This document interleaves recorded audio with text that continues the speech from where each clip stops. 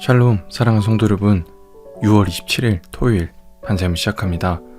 오늘 말씀은 고린도전서 15장 35절부터 49절까지의 말씀입니다.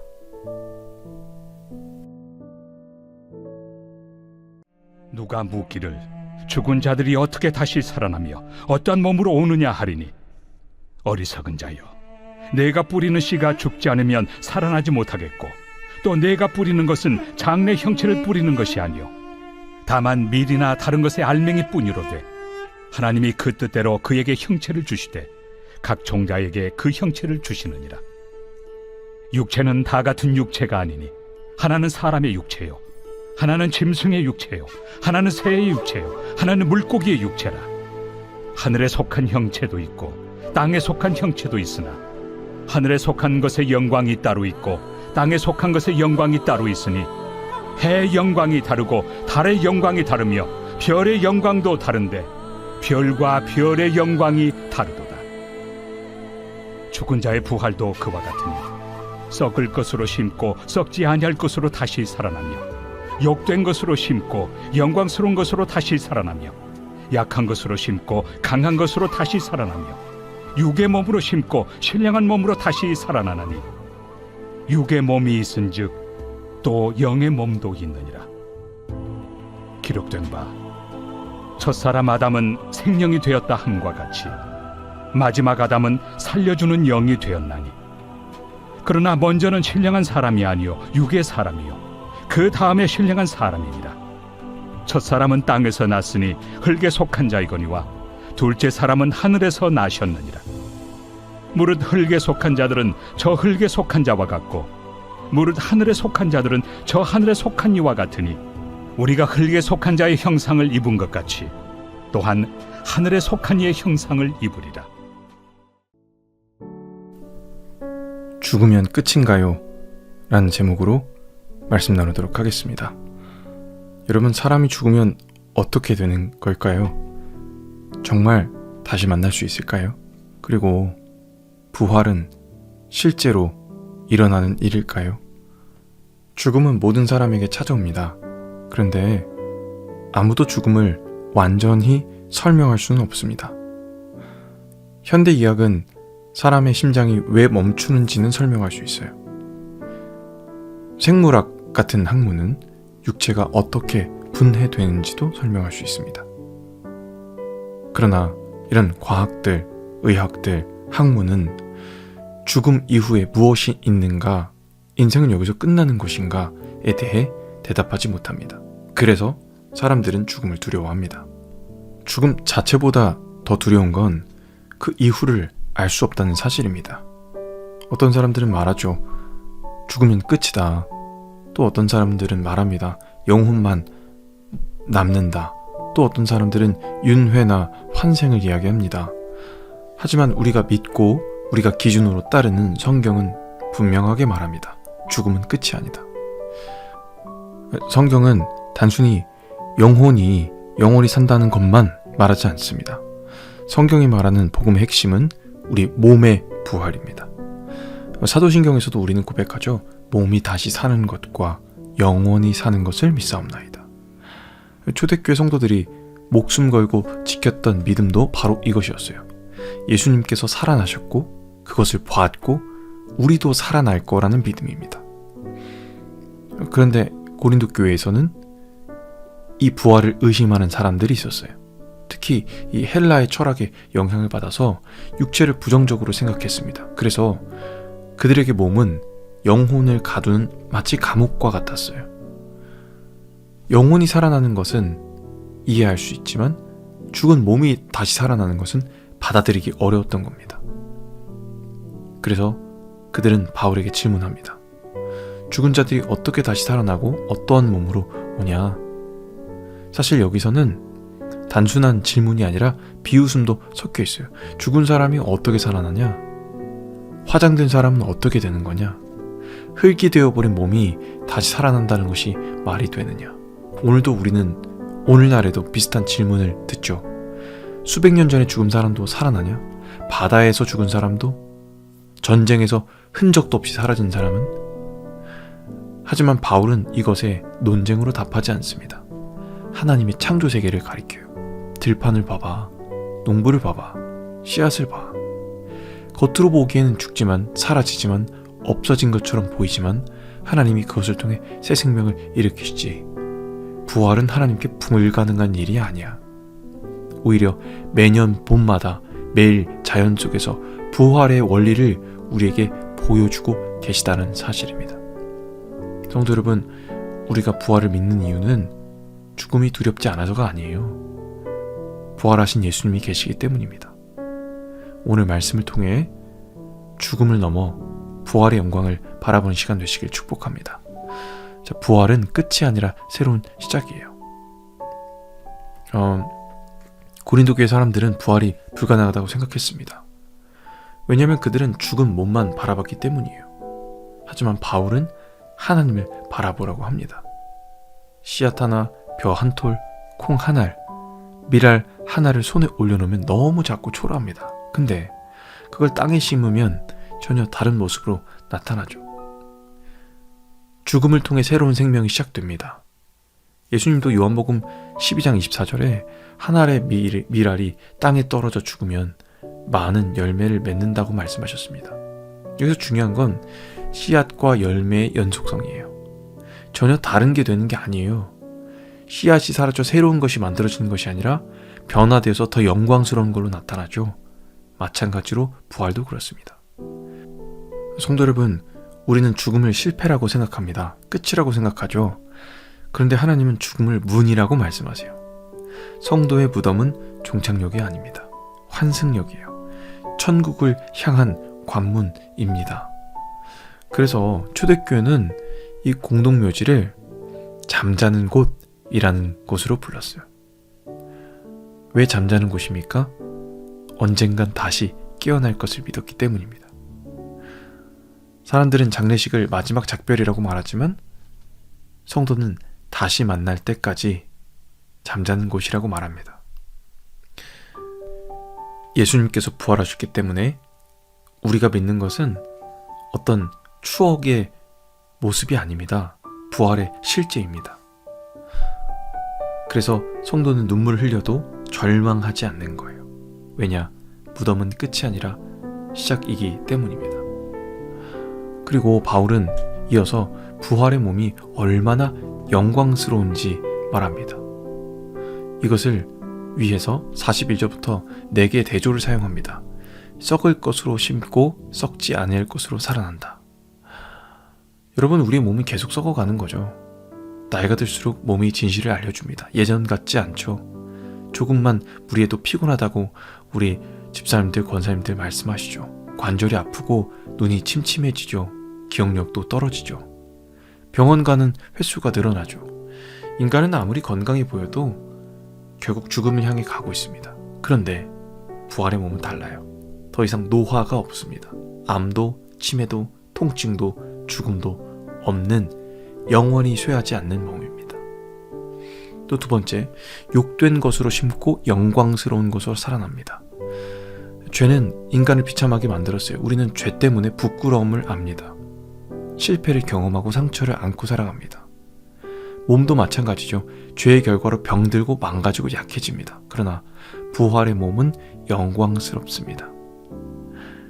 여기서 영광이라는 단어는 헬라어로 하나님의 임재와 아름다움을 나타냅니다. 부활의 몸은 하나님의 영광을 반사하는 몸이 되죠. 예수님께서 변화산에서 빛나셨던 것처럼 우리도 영광 가운데 서게 될 것입니다. 또 세 번째, 약한 것으로 심고 강한 것으로 살아난다. 우리 얼마나 약한 존재입니까? 감기 바이러스 하나에도 무너지죠.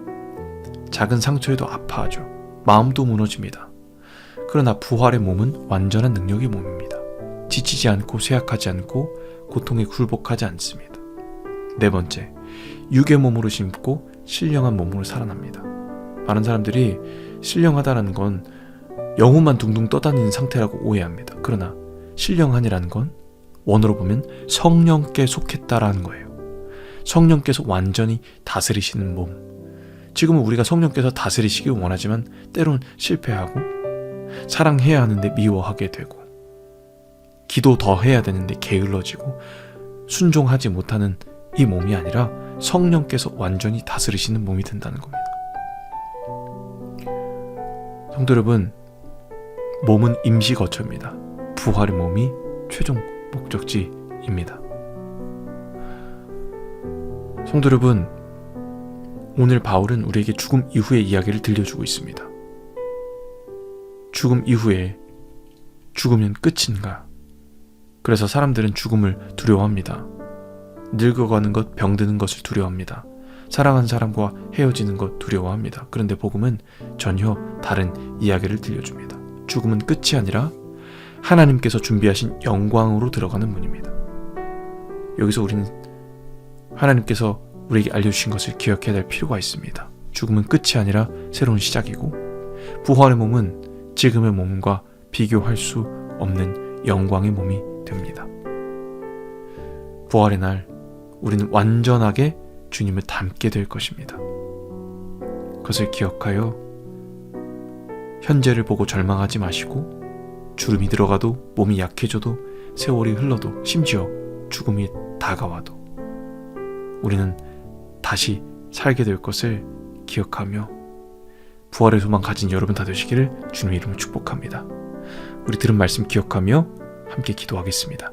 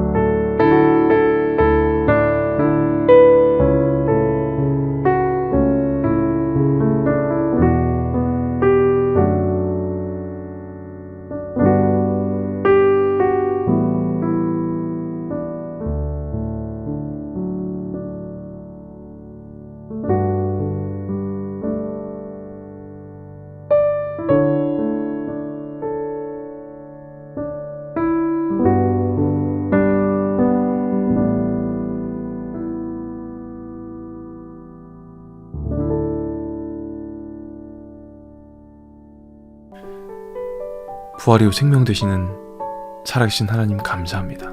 오늘 말씀을 통해 우리의 시선을 땅이 아닌 하늘로 향하게 하셔서 감사합니다. 우리는 연약합니다. 시간 앞에 무너지고 질병 앞에 두려워하고 죽음 앞에 떨 때가 많이 있습니다.